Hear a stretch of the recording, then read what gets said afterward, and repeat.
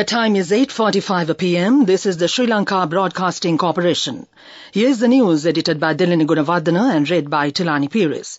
The headlines. The Chinese Vice Foreign Minister assures that China will always stand for Sri Lanka's sovereignty. The technical education courses will be launched next July across the country. The arrangements are finalized for the Anuradhapura Poson Festival. Brazilian technical assistance is assured to uplift dairy and sugarcane industries in the island. And on international news, Russia accuses the West supports genocide in Ukraine. And on sports cricket, Dasun Shanaka is to lead Sri Lanka in ODI against Afghanistan.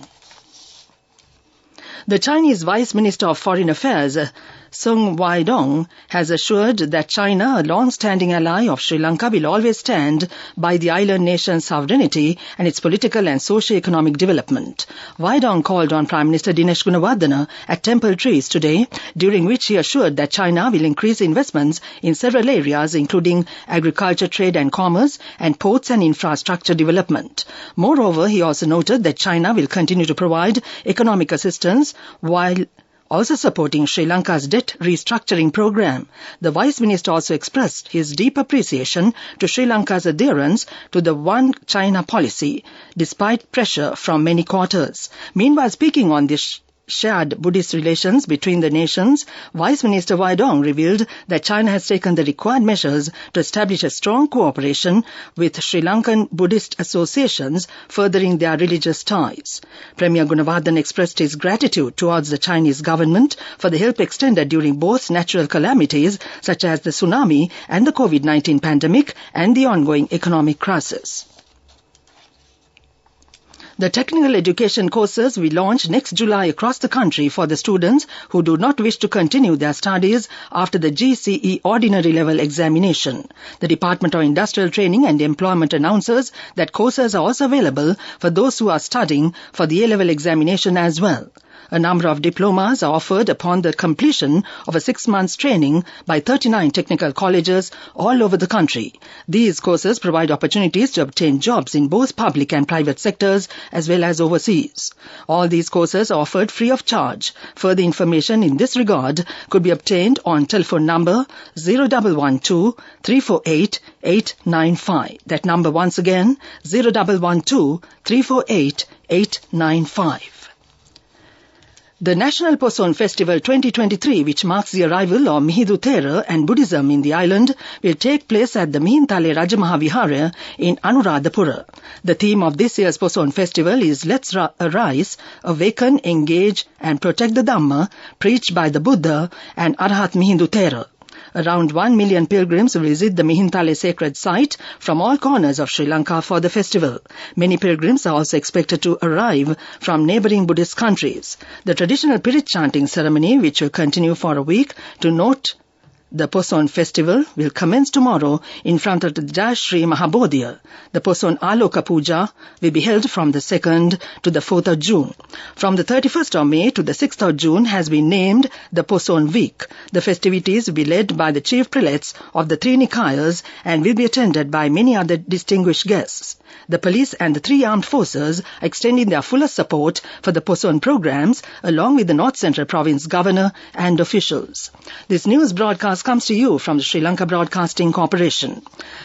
The high-level technical team of 8 professionals from the Federal University of Vicosa Federal University of Sao Carlos and the Brazilian Cooperation Agency is scheduled to undertake a technical visit to Sri Lanka with a view of providing Brazilian technical assistance for the development and capacity building of the dairy and sugarcane industries in Sri Lanka from the 9th of June to the 21st of June.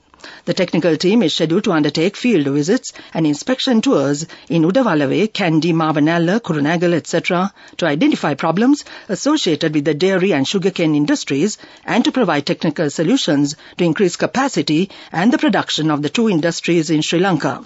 In order to finalize the program and other arrangements of the visit, the Ambassador of Sri Lanka to Brazil, Sumit Dasanayake, had a meeting with the General Coordinator for Technical Cooperation for Asia, South Africa, Middle East and Oceania of the Brazilian Cooperation Agency of the Ministry of Foreign Affairs of Brazil on the 25th of May at the ABC headquarters in Brasilia. The ambassador also discussed on the possibility of expanding Brazilian technical assistance to other areas in Sri Lanka as well. The Election Commission convened today has decided that the Ministry of Public Administration, Home Affairs, provincial councils, local governments should instruct the heads of the bodies regarding the reinstatement of the employers of the public statutory bodies and corporations who submitted nominations for the local government election. Practical issues arising should be considered in taking appropriate decisions in this regard. Reinstatements should not be solely based on the proved cadre. These officers could be reinstated on contract basis as well. The Commission has further informed the Department to seek the guidance of the Commission where necessary. That ends the local news for now.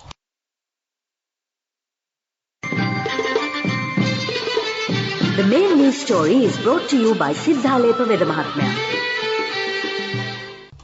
The government has decided to increase the fuel quotas allocated under the National Fuel Pass QR system with effect from tomorrow. Accordingly, the registered taxi three-wheelers will receive 22 litres per week, while other three-wheelers receive 14 per week.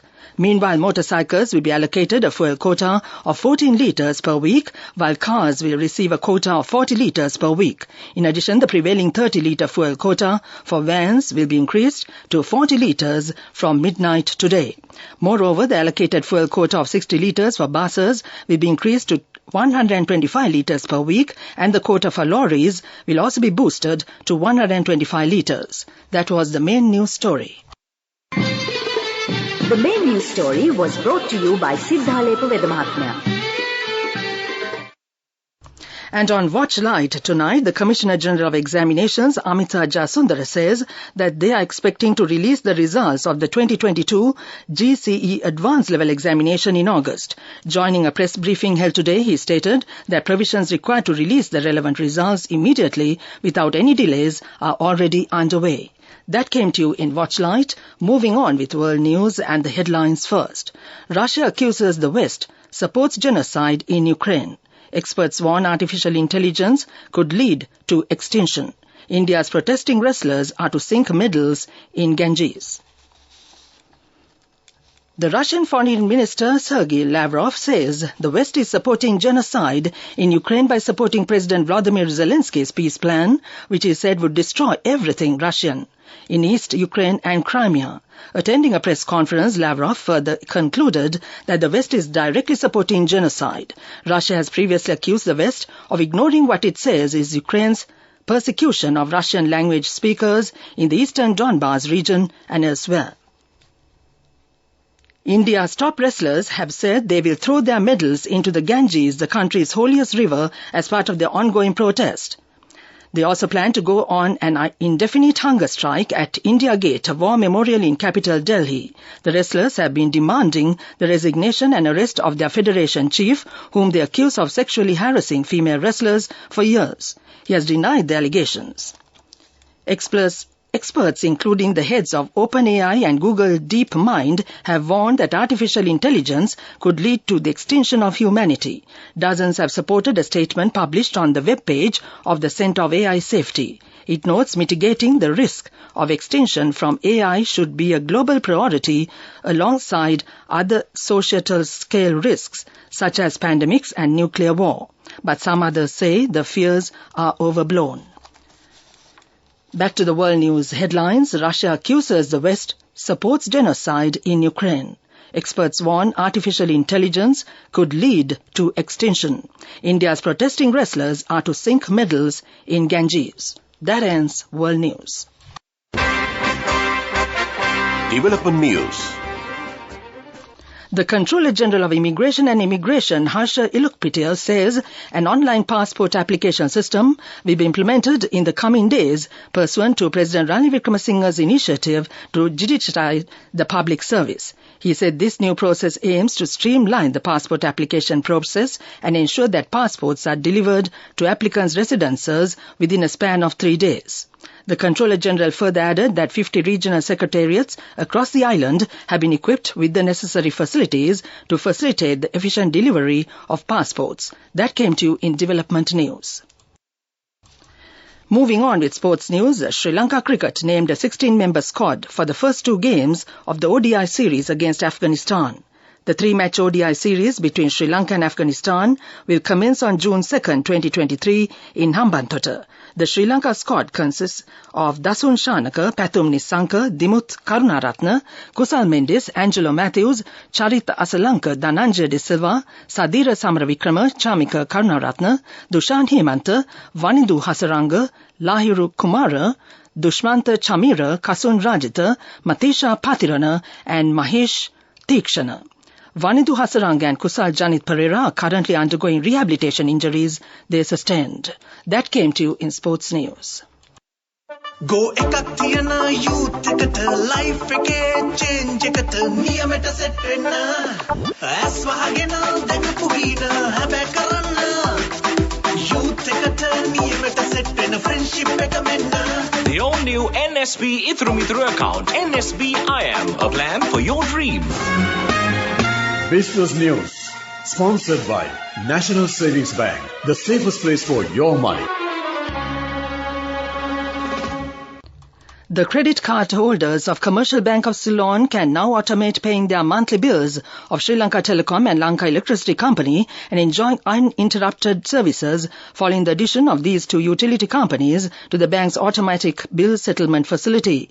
Prior to the addition of SLT and LECO bills, the bank's credit card customers could automate their payments to 4 of the most subscribed utility service providers in the country: Dialog, Ceylon Electricity Board, Mobitel and National Water Supply and Drainage Board.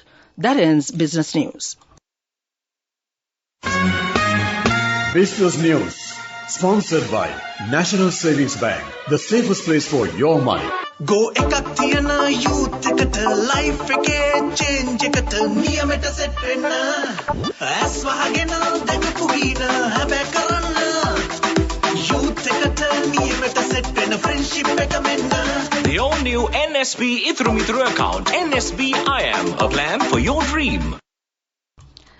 And on to economic news. The Chinese Vice Minister of Foreign Affairs Song Weidong has said Sri Lanka is a long-time friend of China and his country will always stand by Sri Lanka's sovereignty as well as for political independence and socio-economic development. The Vice Minister assured that China will increase investments in several areas such as agriculture, trade and commerce, ports and infrastructure development in Sri Lanka. He also said China will continue to provide economic assistance as well as support Sri Lanka's debt restructuring program. That came to you in economic news. Weather report. Showers or thunder showers will occur at several places in the Uva and eastern provinces and in the Polonnaruwa district during the evening or night. Fairly heavy showers above 50 millimeters are likely at some places in the Uva province and in the Ampara district. Several spells of showers will occur in the western and Sabragama provinces and in Gaul and Mathura districts. That was the weather report. And now to in this news broadcast, the main points once again. The Chinese Vice Foreign Minister assures China will always stand for Sri Lanka's sovereignty. The technical education courses will be launched next July across the country. The arrangements are finalized for the Anuradhapura Poson Festival. Brazilian technical assistance is assured to uplift dairy and sugarcane industries in the island. And on international news, Russia accuses the West supports genocide in Ukraine. And on sports news cricket, Dasun Shanaka is to lead Sri Lanka in ODIs against Afghanistan. That ends this news broadcast.